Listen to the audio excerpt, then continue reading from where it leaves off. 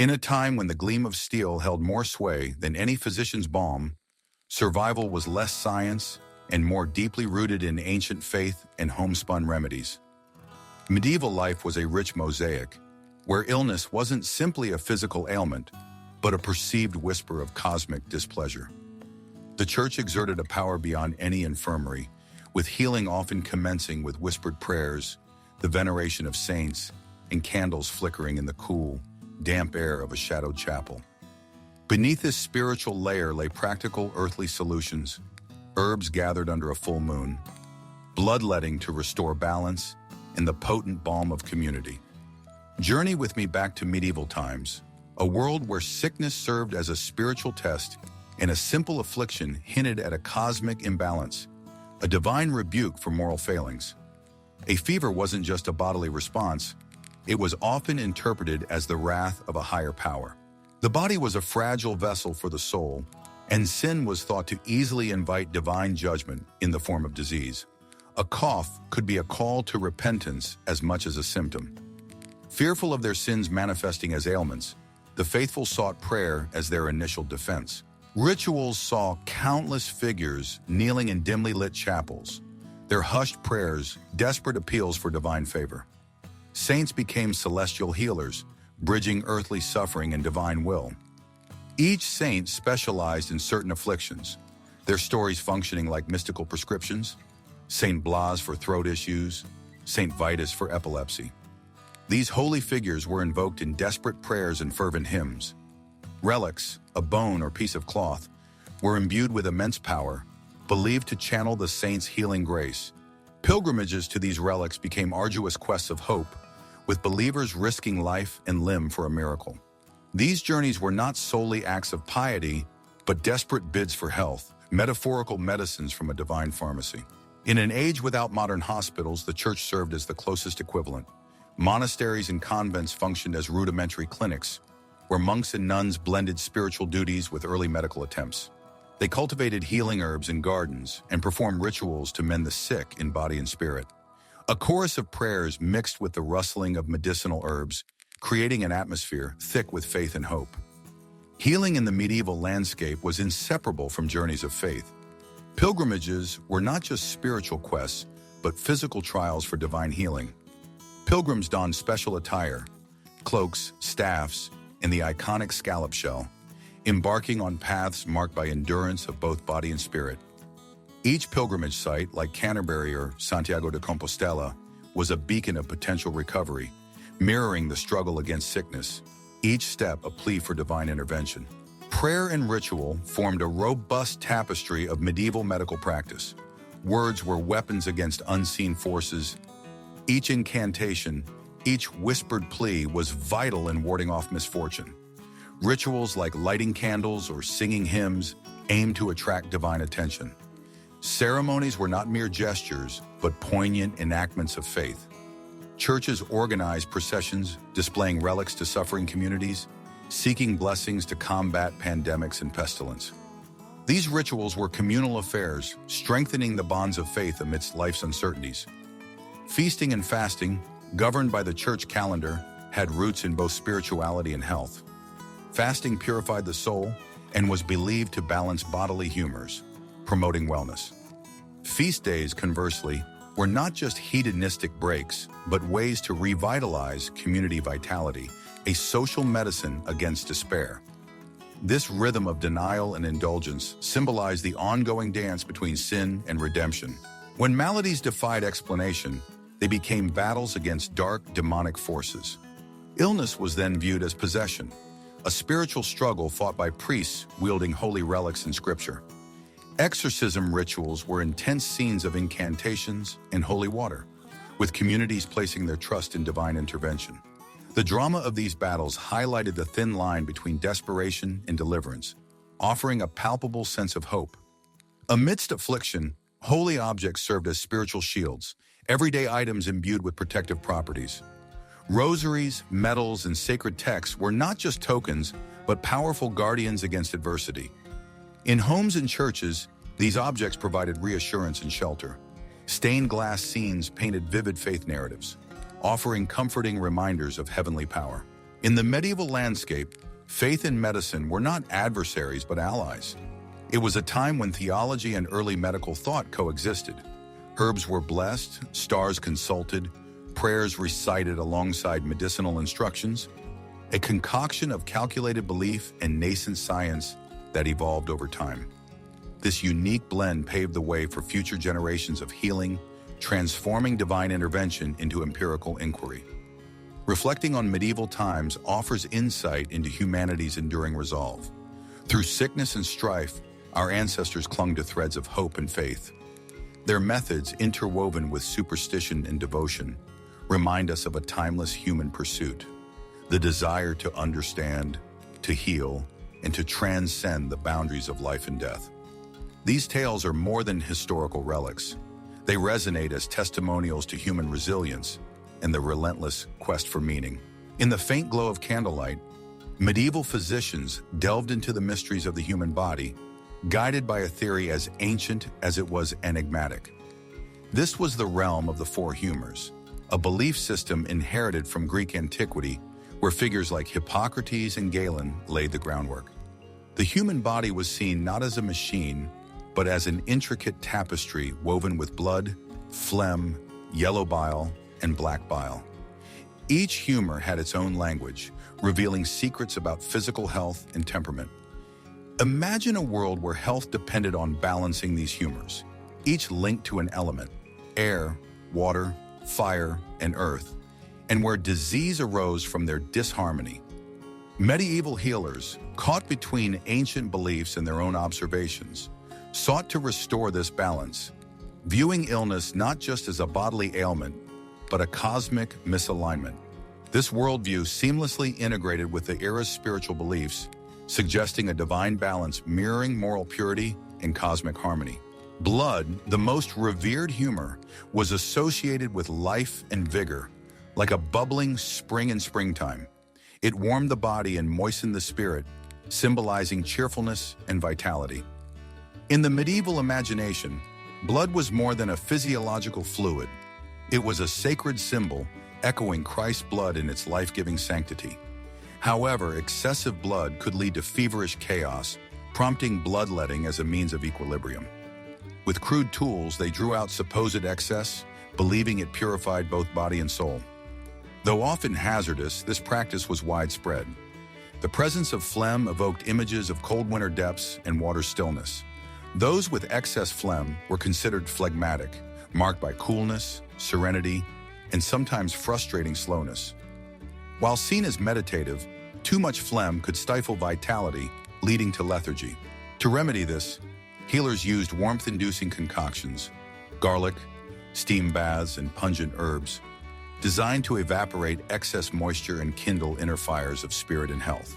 Yellow bile surged with summer's fiery temperament, embodying both creative spark and destructive flame. Predominant yellow bile could lead to energy and ambition, or consuming anger and irritability. This dual-natured humor was balanced with cooling treatments, herbs like cucumber and lettuce, bringing calm to bodies overheated with bile. Balancing this humor also involved extinguishing emotional fires through prayer and meditation, linking physical health and emotional stability. The elusive black bile lingered in autumn's shadows, earthbound and mysterious. Associated with both madness and brilliance, it was the source of melancholy thought, fueling artistic inspiration and the obsessive despair of doom. Physical ailments, chronic fatigue, and digestive disorders were attributed to black bile. Healers used purifying and drying treatments, like St. John's wort, urging body and soul towards reason and moderation. In dimly lit chambers, disease diagnosis became an art form, a layered interpretation of the body's secret language. Physicians examined urine color and skin texture, crafting a narrative from bodily signals. Diagnostic practice required skill and intuition, blurring empirical knowledge and philosophical musings. It was a deeply personal process, reflecting a holistic approach where mind and body coalesced. Cures were diverse and daring, including bloodletting, emetics, and dietary changes, all aimed at restoring humoral balance. Food wasn't just nourishment, it was medicine. Spices to counteract phlegm, or mellow vegetables to cool yellow bile. Prayer accompanied these treatments, weaving the spiritual into the physical in a desperate fight against illness. These risky, unproven efforts were the best recourse of an age still grasping in darkness.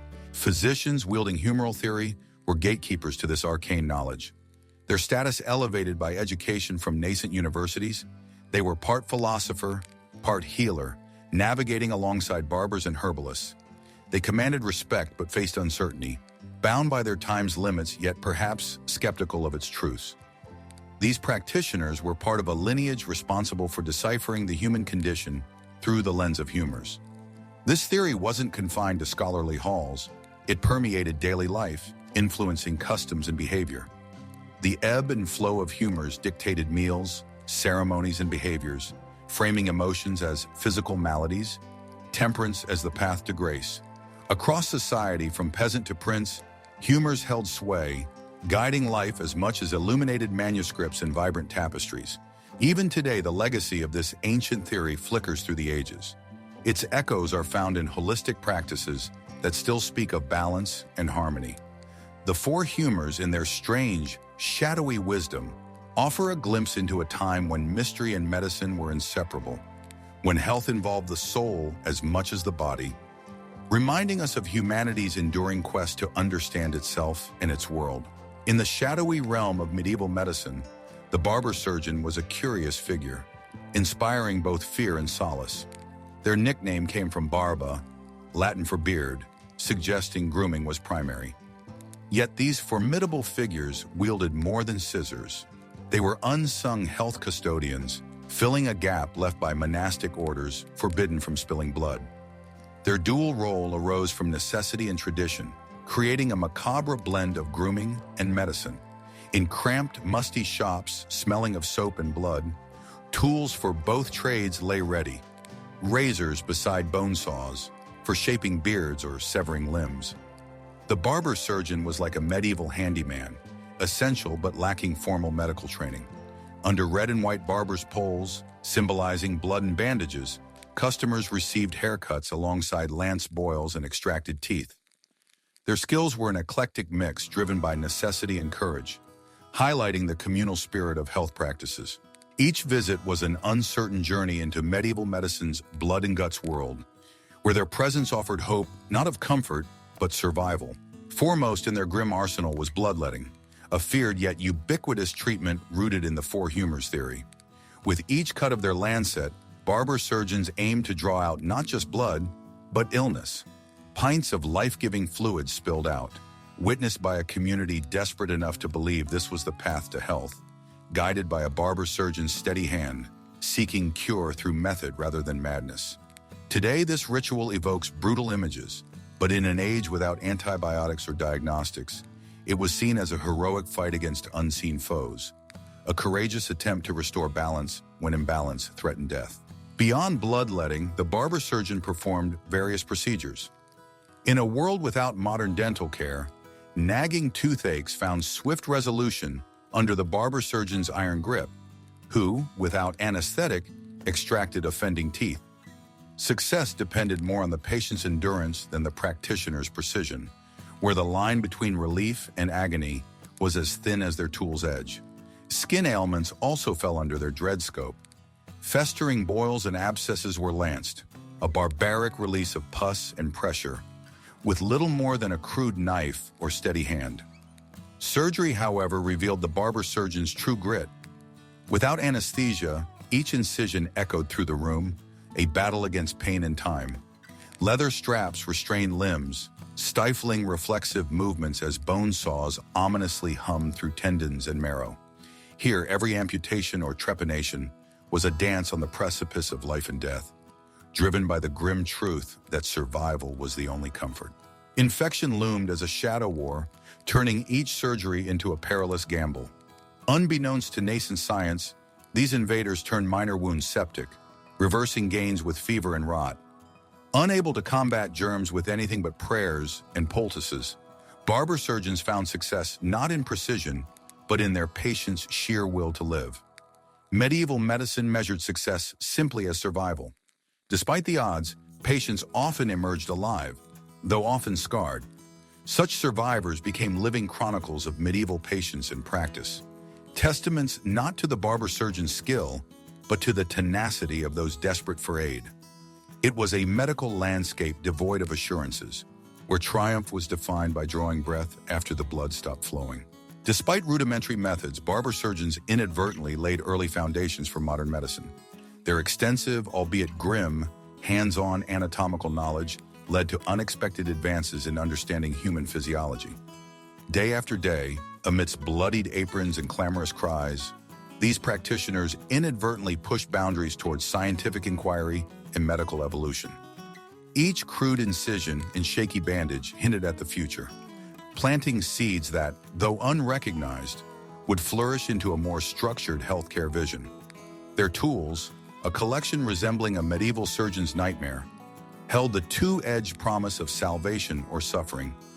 Scalpels made swift, often agonizing cuts, alongside leather straps for grim restraint. Each was a relic born from dire need and honed through practical trial and error. Yet they stood as stark evidence that even the darkest times contain an unyielding drive towards progress. Would we have modern hospitals without these brutal foundations? Perhaps not. Thus, the barber-surgeon's legacy is not just bloodletting and bone cracking, but a testament to human resilience, casting shadows that echo through modern surgical theaters. Humanity's blood-stained journey towards understanding health was perilous, yet fueled by a relentless will to endure. In the tapestry of medieval life, women healers were the unsung custodians of folk medicine, their knowledge of nature often surpassing formal medical wisdom. These herb wives knew the secrets of rosemary and willow bark, transforming nature's bounty into a pharmacy. They drew from oral traditions and hands-on experiments, creating remedies that were the common folk's first defense against sickness. Their skills, passed down through generations, earned them respect and were sometimes the only hope for survival. Yet their standing was contradictory. Expertise brought respect, but also suspicion. When their remedies mysteriously worked, whispers of dark magic circulated. An unsettling mix of ignorance, fear, and religious dogma painted these women as threats, casting shadows of witchcraft over their benevolent work. This precarious dance between healer and witch highlighted their struggle at society's margins, a struggle born of necessity and misfortune, marked by reverence and fear. Childbirth was another realm of mystery and danger, with midwives as arbiters of life and death. Midwifery was more than a profession.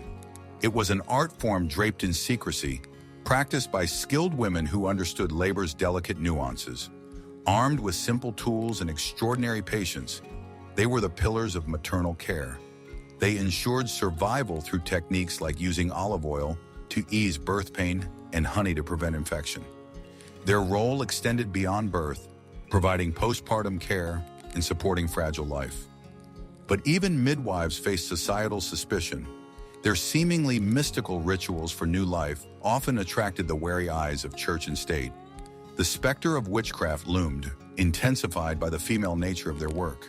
They navigated carefully, aware that their invaluable contributions could be twisted into vile whispers of witchcraft, a perilous tightrope walk between gratitude and vilification. In homes across medieval communities, kitchens became battlegrounds against everyday ailments as women created potions and salves. Honey was more than a sweetener. Its antibacterial properties made it a medicinal staple, while vinegar served as both cleaner and potent tonic. Transforming common ingredients into cures was guided by recipes passed down like family heirlooms, preserving a tradition of treatment amidst risks of inaccurate dosages and mistaken plants. The line between healing and witchery was thin, and these women's reputations balanced precariously. Their expertise, often mislabeled as magic, stemmed from a deep misunderstanding of nature. Society's confusion turned age-old practices into arcane wisdom, calming chants into unfathomable mysticism. Garlic's antimicrobial properties could seem enchanted, and following lunar cycles for planting too closely resembled pagan rituals. In times of chaos or disease, blame for medical failures often fell on these women, scapegoats of cultural and scientific ignorance. Accusations of witchcraft led to trials and executions, their fate determined by fear of female power in a male-dominated world. Yet despite persecution, these women persisted, preserving a legacy that became a backbone of modern medicine. Their knowledge of plant-based treatments laid groundwork for future antiseptic and analgesic discoveries, weaving into conventional medical wisdom. Despite societal ironies that both revered and condemned them, their contribution was a significant precursor to scientific advancements, ironically forming the basis of realms later dominated by men. Communal networks were essential in transmitting this knowledge. In villages, medicine was communal, with women as key figures. They orchestrated healthcare efforts and preserved medical wisdom through shared familial and social ties. But reliance on shared knowledge sometimes backfired, fueling witch hunts as renowned healers became both indispensable and suspect. Yet this system of mutual cooperation and shared memory was as crucial as any potion, providing resilience against disease and reinforcing community bonds. Within these networks lay potent channels for women's unapproved influence, securing survival through whispered exchanges in kitchens and meadows. Women imparted critical insights about local herbs and birthing techniques, defying records to create an enduring unofficial history.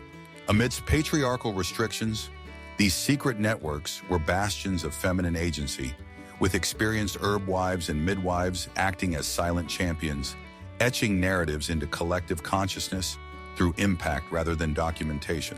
As time passed, formal medicine began to marginalize these women. Universities and medical schools, exclusive male bastions, largely ignored female healers, diminishing their roles with the brush of science. Medicine's gender shift sidelined once revered folk practices, discrediting them as superstition. The formalization of medicine overlooked this rich tapestry of female-driven understanding, casting long shadows over their nuanced practices. The witch trials remain a tragic reminder of gender, politics, and medicine's intersection, where fear and power violently suppressed women's independence. Misogynistic scrutiny targeted economically independent or influential women, blurring truth in politically and socially charged trials. Healers were easy targets, expendable in larger political games. Their holistic contributions twisted into dark arts accusations. Yet their stories endure as testaments to survival, defiance, and preserved traditions that quietly fueled modern practices from history's shadows. Imagine a world where the thin veil between faith and medicine felt as real as the cobbles beneath weary feet on a long pilgrimage.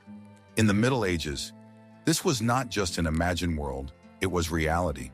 For those enduring relentless illness, where rudimentary medicine often failed, the hope of divine intervention became a vital remedy. Medieval people embraced faith with fervor, embarking on grueling pilgrimages to sacred sites, driven not by prescriptions, but by promises whispered by fellow believers. Pilgrimage was not for the faint-hearted. Frail pilgrims trudged hundreds of miles through rugged paths, wild weather, and dangers, each sore step a testament to spiritual devotion. The process was long and arduous, yet within this physical trial lay profound, desperate dedication, an appeal to heaven for mercy. For those who returned healed, it wasn't just a miracle attributed to saints or relics, but a lasting testament to faith's power, reinforcing its place at the heart of medieval life. In this blend of belief and desperation, relics were pivotal tokens, seen as possessing miraculous powers. These relics, whether saintly bones or supposed true cross fragments, became the center of a bustling spiritual economy. Pilgrims brought alms and financial support to these sanctuaries, turning churches and abbeys into hubs of sacred commerce. This wasn't just economics, it was a profound sense of spiritual richness, drawing throngs of the faithful, hoping to touch the divine. Relics varied widely, evoking awe and skepticism. Even with tales of counterfeits and authenticity questions, simple belief in their power persisted, drawing emotional and spiritual sustenance. Amidst these charged atmospheres, genuine bonds formed between the sacred and the ill, where stories of miracle cures spread, sometimes more legend than truth, yet always powerful and compelling. Certain places stood out in this web of devotion, none more so than Canterbury. The Grand Cathedral housed Thomas Becket's shrine, an archbishop whose martyrdom resonated deeply. Pilgrims flocked there, desperate for Becket's intercession. Tales of miraculous cures were woven into medieval consciousness, each story, however embellished, a testament to faith surpassing doctors' capabilities. Elsewhere, Durham Cathedral guarded St. Cuthbert's body, a figure legendary for piety and supposed incorruptibility. His relics, believed to hold healing powers, drew pilgrims prepared for the mist-shrouded journey. Here, physical and spiritual hope converged, a belief that even in death, Cuthbert's touch could bridge earth and heaven. Sacred springs and wells also attracted supplicants, their waters thought to be divine healing conduits. At these sites, pilgrims drank or bathed, participating in rituals blending natural wonder with spiritual fervor. Legends of shrines like St. Winfried's Well in Wales told of ailments washed away, weaving the sacred with the everyday of medieval life. As faith and relics intertwined with pilgrimage for healing, a landscape of intertwined journeys emerged. People for whom divine punishment loomed over each cough and fever saw travel to these sites as desperate hope and spiritual purification. The notion that relics could cleanse the soul of sin and illness sustained their journeys. Yet alongside this fervent faith, a whisper of skepticism threaded through medieval minds.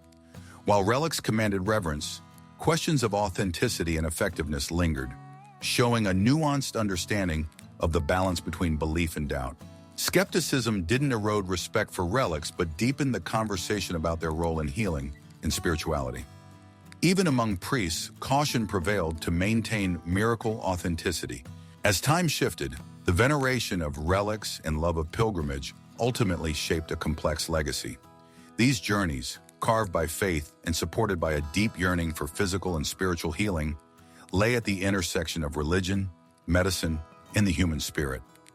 From these medieval practices unfolded the beginnings of a narrative resonating beneath modern medical systems, a testament to resilience and hope, where relics, revered for their place in human hearts, leave an indelible mark on healing's legacy.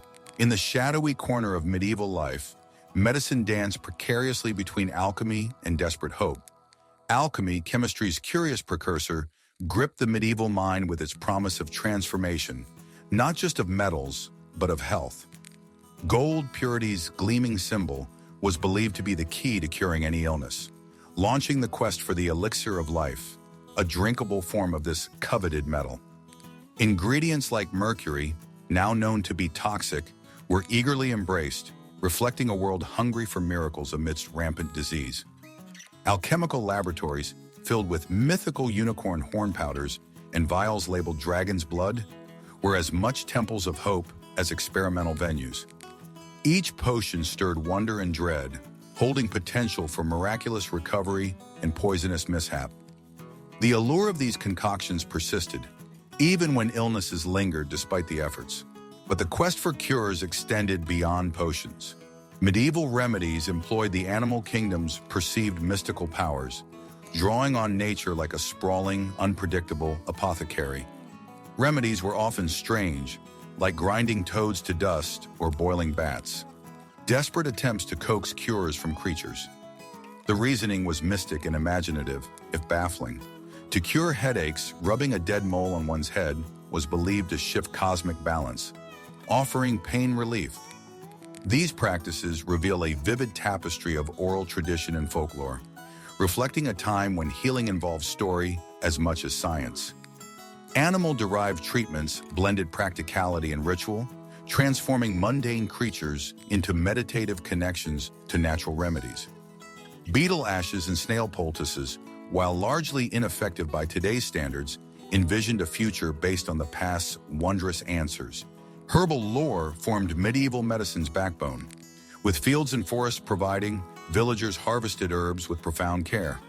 Remedies like foxglove for heart conditions or willow bark for pain demonstrated uncanny efficacy. However, even a skilled herb wife's wisdom could falter with a misidentified plant, leading to tragedy. These herbs, both poisonous and healing, were often gathered by moonlight following ancient rituals dictating harvesting methods, an exercise born of necessity and mystery. This knowledge passed down empowered herbalists, but placed them precariously between wisdom and witchcraft, respected and feared when illness ravaged communities. In medicine's struggle, dentistry evolved as an art of horror and necessity. Tooth pain, a medieval constant, was addressed with the same bravado as a barber's razor. Dentistry was more trial by fire than formal practice, where a rotting tooth's cure was often a prayer followed by a yank from rudimentary forceps. Without anesthesia, wine or ale were chosen, while teeth were forcibly extracted to prevent infection. Dental ordeals were terrifying expeditions in pain management, where exorcising a tooth's evil spirit sometimes meant burning it with a hot iron. This brutal efficiency underscored a world where hope was shaped by those wielding makeshift instruments, courageously meeting life's demands with fearsome resolve. Fasting also offered a path to potential salvation, fusing spiritual devotion with health pursuit. Abstaining from food was seen not just nutritionally, but as a path to divine intervention, purifying the body for miraculous healing, with a steadfast belief that emptiness allowed divine grace to intercede. Fasting wove together individual commitment and communal responsibility, often led by clergy. This spiritual battle became a faith journey, its hunger mingling with hope for a transcendental cure. Astrology further bridged earthly and cosmic realms. Stars guided diagnostics, linking celestial cycles with human health. Astrologers intertwined heavenly maps with earthly remedies, advising on best times for healing actions.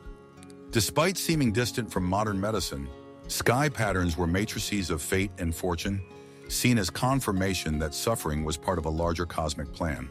Bathhouses, contrary to grim hygiene visions, offered sanctuaries of cleansing steam and social release. These enclaves shifted bathing from leisure to an essential aspect of medical thought, emphasizing that true health required removing life's accumulated filth. For commoners and privileged alike, bathhouses became places of renewal, inviting spiritual and physical purification in fragrant herbal steam. Not all remedies led to safety. Fatal concoctions were common, illustrating medieval medical knowledge's fraught territory. Arsenic and belladonna, often in the medicine chest, were as likely to be lethal as curative. Each miscalculation a stark reminder of experimentation's perils. Yet amidst tragic missteps, medieval medicine planted seeds of persistence and learning. Even as faith's amulets blended superstition with tangible hope, worn as protective talismans, the pursuit of healing illuminated paths towards innovation, gradually evolving beyond sheer luck. In the world of medieval surgery, survival often depended on a chilling array of tools. Imagine bone saws, trepanning drills, cautery irons, and scalpels, crafted from sturdy iron for repeated use. These weren't just healing instruments. They bore makers' stamps and stains of human suffering. Without antiseptics, surgeons wielded tools with bare hands, unconcerned by sterile techniques. Instruments stored in leather pouches or wooden cases awaited use in homes, battlefields, or workshops. The sight of this kit instilled fear in anyone facing surgery. Surgery was a test of endurance as much as a chance at survival. Attendants strapped patients down, offering a stick to bite as the surgeon performed his grim task. Procedures like amputations or trepanations, drilling skull holes to release supposed demons, were brutal, shocking acts, but often the only option for life-threatening injuries. Success wasn't comfort, it was survival. Patients' cries, though terrifying, testified to their resilience. Surgeons might work in blood-streaked rooms with echoing screams, yet these procedures paved the way for modern understanding. Pain was a constant specter without anesthesia. People used strong wine or poppy mixtures, poor substitutes but the only solace available.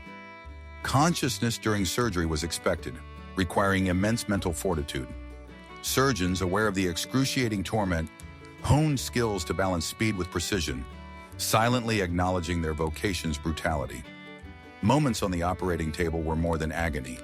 They were steps towards a future of pain-free procedures, reflecting human resilience in overwhelming trials. In medieval battlefield chaos, surgery became a grim dance of life and death. Surgeons followed armies, setting up triage stations where screams mixed with warfare sounds. Warriors injured by arrows or maces were rushed to these wards where intervention was urgent.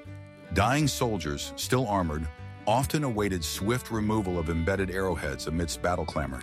The battlefield surgeon, a figure of immense significance, performed amputations, excised gangrenous flesh, and lanced deadly abscesses with practiced ease, suturing wounds, granting some survival semblance.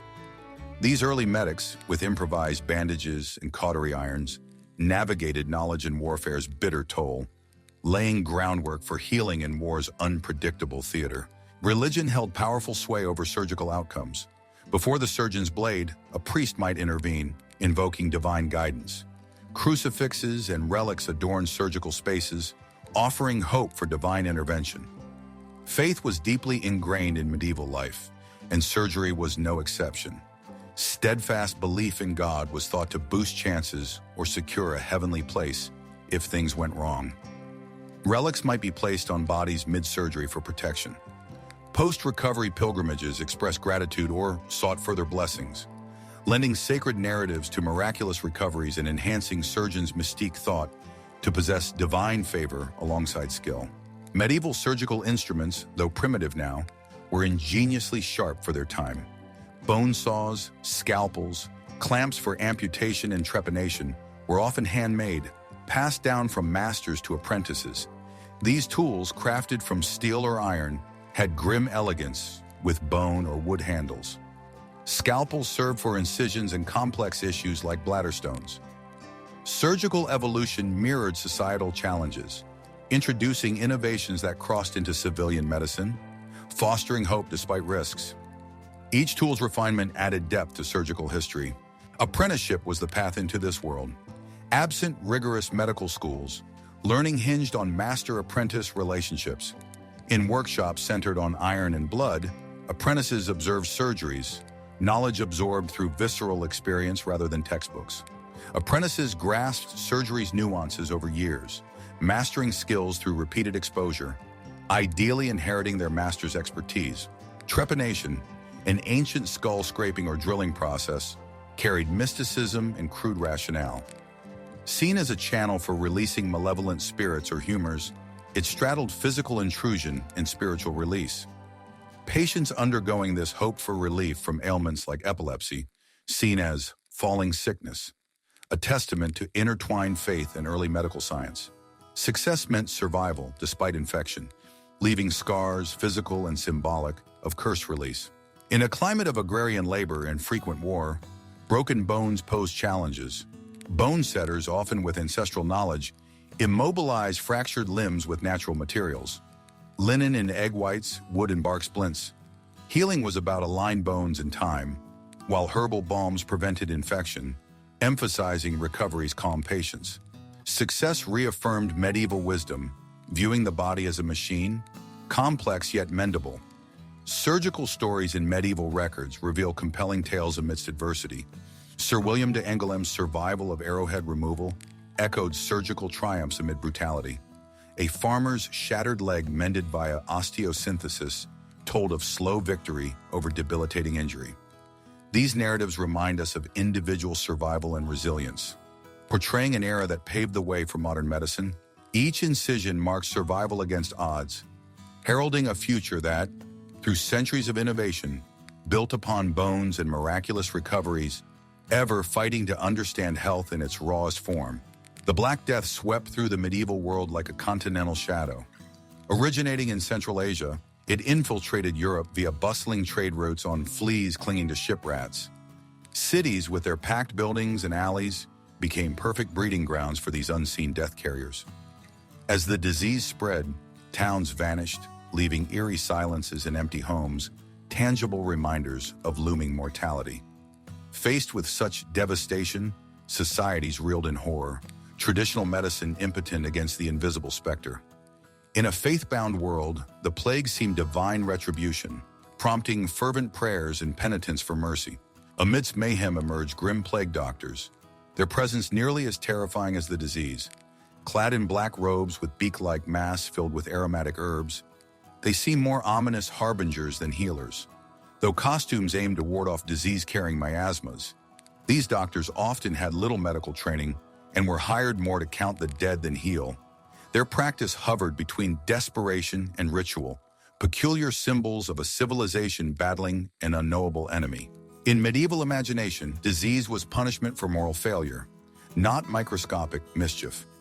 Few suspected rats and fleas were the culprits.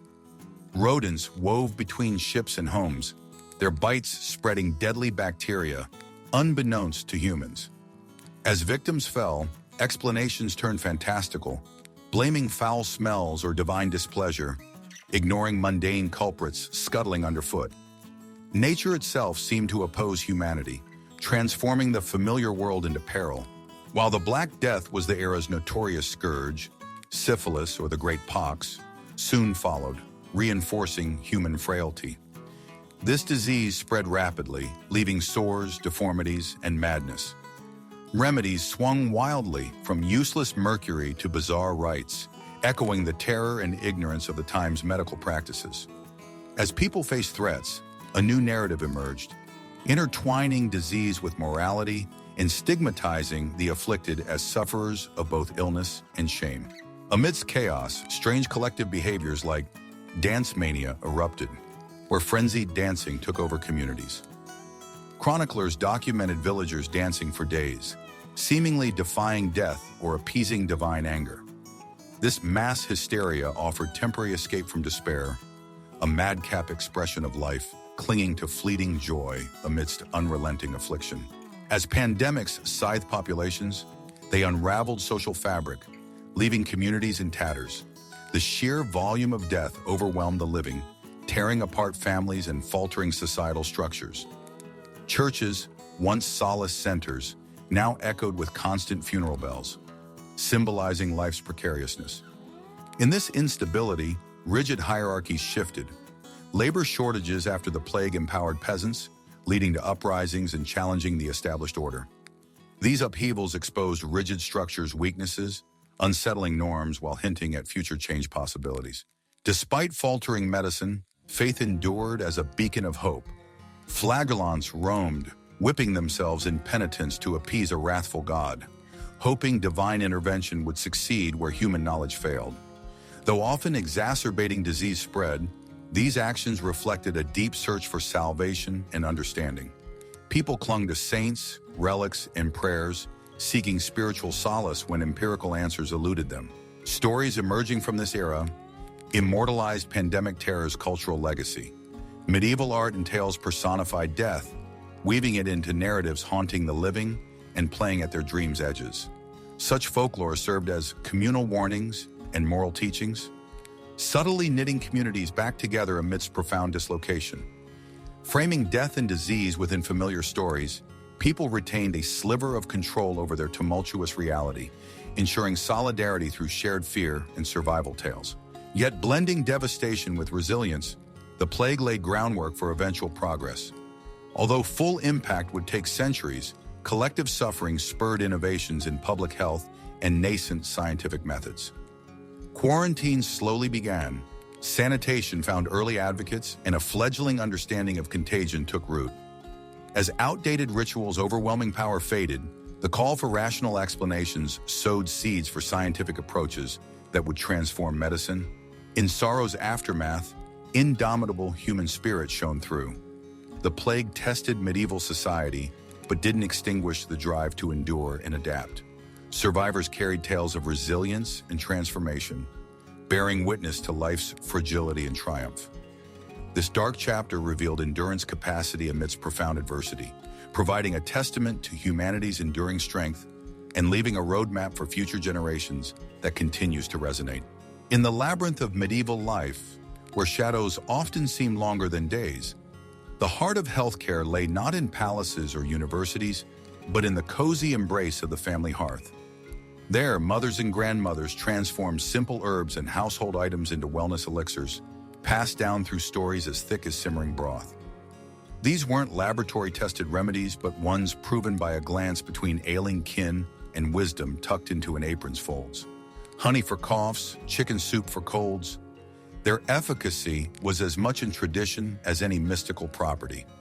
When travel was a luxury and the nearest physician distant, the family matriarch was not isolated, but a node in a community wisdom web, weaving bonds as surely as she mended clothes. Further afield in village life, unofficial healers emerged, not by decree but necessity and trust. Midwives, herb wives, and those whose shadows danced near what some called witchcraft, stitched together knowledge from nature and folklore, blending it with divine whispers for cures to common and obscure ailments. They operated in a curious twilight, respected for skills, but with one foot delicately placed between sacred and profane.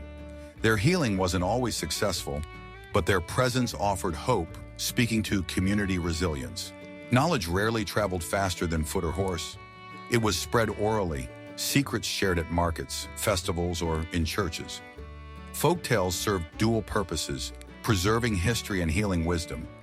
A trader might introduce a new herb, its virtues woven into communal knowledge, while a song around the fire kept a salve recipe alive.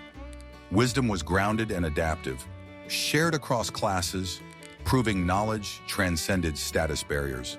Festivals and gatherings were more than toil respite. They were rejuvenating elixirs, strengthening community sinews. Here, old tales were swapped for ailment tips. Society's fabric strengthened with shared food and drink. These gatherings nurtured a different well-being, binding people in trust, reinforcing the invisible safety net that activated when famine or fever struck. Occasional food abundance temporarily fortified bodies for trials.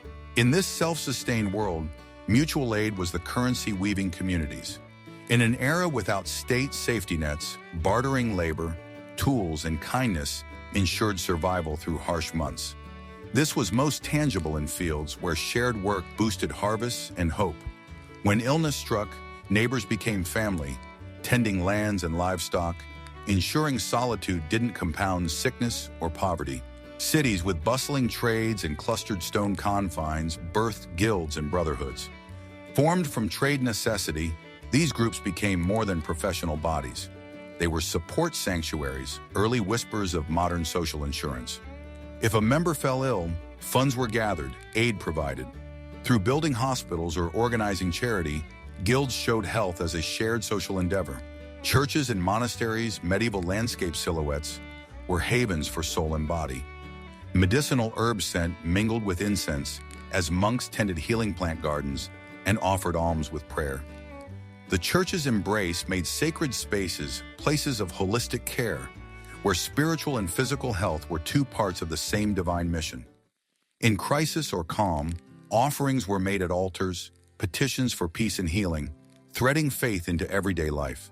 Amidst this tapestry of care, folk magic threaded its own colorful fibers. Bound in superstition, perhaps, but charms and talismans offered reassurance from centuries-old rituals. In a world of lurking mystery, the line between medicine and mysticism blurred comfortably.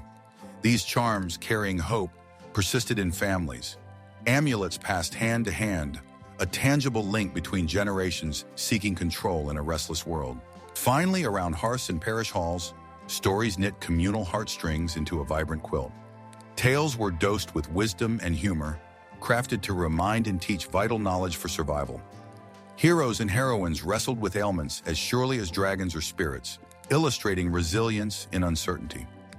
Medieval people cherished stories, not just as healing vessels, but as balm for the communal soul, stitching courage in life's inexorable march. This legacy of community-based care healed more than bodies. It planted seeds for future modern medicine fields, where human connection remains as critical today as it ever was, warmed by history's firelight. In the shadowy corridors of medieval superstition, where health was often ascribed to divine will rather than earthly causes, a quiet revolution was brewing. This was a complex time when illness could be a moral failing as much as a physical ailment, when desperation and dying whispered lessons begging to be heard. From these whispers, early alchemists and scholars began weaving a delicate tapestry of learning, drawing threads from ancient traditions, folklore, and the nascent light of empirical observation. In a world swathed in mysticism, these medieval scholars embarked on a journey of survival and discovery, combining fantastical with factual to understand the human condition. Their humble yet profound curiosity sparked the transition from hearth-spun tales to documented knowledge pursuits, etching the first lines in medical science's longbook. Here, amidst smoky alcoves and rustic monastery gardens, monks tirelessly transcribed ancient Greek and Roman texts, filling cloistered halls with ink scent and rustling parchment. These silent men of faith became unlikely medical wisdom custodians, ensuring old secrets didn't vanish. Herbal gardens bloomed within monastery walls, plants humming with potential healing properties. In these sacred spaces, a curious blend of prayer and practicality blurred faith and science, nurturing a care philosophy valuing body and spirit. Monastic infirmaries with humble amenities were seeds from which hospitals grew, offering a gentle cradle of care for the sick. Beyond solemn monastic walls, barber-surgeons plied their trade, working not with white coats and sterile tools, but with sharp knives and bracing courage cups. Surgeon guilds formed, marking a move towards shared knowledge and formalized training, lifting surgery from necessity to skilled craft. These flesh craftsmen, often shadowy figures on respectability's fringe, banded together, sharing rudimentary but hard-won learning. Despite primitive tools, they elevated surgery through apprenticeship, planting seeds for modern medical professions. In academic pursuits, medieval universities like Salerno or Bologna emerged as beacons of structured medical education. Ancient stones echoed with debate as students immersed in curricula, drawing from distant lands and pasts. Navigating Arabic, Greek, and Roman text translations, they laid intellectual groundwork connecting medicine to broader philosophies, affirming its place as a formidable discipline. Amidst unheated halls and ancient thinkers' specters, early medical scholarship foundations were laid, demanding mysterious body workings be examined with reasoned inquiry. The quest for herbal knowledge was relentless, everyday plants becoming potent solutions. Apothecaries, pharmacological unsung heroes, measured concoctions with scales in dimly lit workshops, smelling of ground herbs and tinctures. Archiving successes and failures in texts, they unknowingly paved the way for modern pharmacological breakthroughs, bridging nature's bounty to synthesized medications. Meanwhile, Galen's ancient teachings cast a long shadow, revered almost as gospel. Despite shortcomings, his theories nudged practitioners towards observation and method, even as new Islamic world translations challenged some dogmas. It was slow, steady disentanglement, where long-held beliefs met hard truths from dissection in dim chambers, where scholars sought to unravel body mysteries. Amid stitches and salves, women wove invisible threads, often at the heart of community healing. Unlikely physicians, their work was instinct and necessity. Despite prejudice and looming witchcraft accusations, their hands provided countless small yet significant acts of care, whispering secrets into their time's narratives, leaving a legacy resonating today. Across Europe's borders, a rich exchange with the Islamic world introduced new thought paradigms. Blending traditions enriched stagnant medieval European medicine, sparking innovation. This age, shaped by cultural push and pull, laid groundwork for inclusive scientific inquiry embracing diverse perspectives. By the medieval era's twilight, this echo of shared knowledge, painstakingly gathered and fiercely guarded, began to transform. Scientific inquiry's tide rose, spurred by the Renaissance's appreciation for human potential. As book pages multiplied under the printing press, information spread, seeding the continent with possibility. With curiosity as their compass, these early modern medicine architects charted paths through superstition and shadowy misconceptions. As this era's final pages closed, their discoveries set forth new chapters in healing's grand narrative, inviting appreciation for the past and wonder for the future. If this tale sparked curiosity, like and subscribe as we continue our journey through history's fascinating corridors.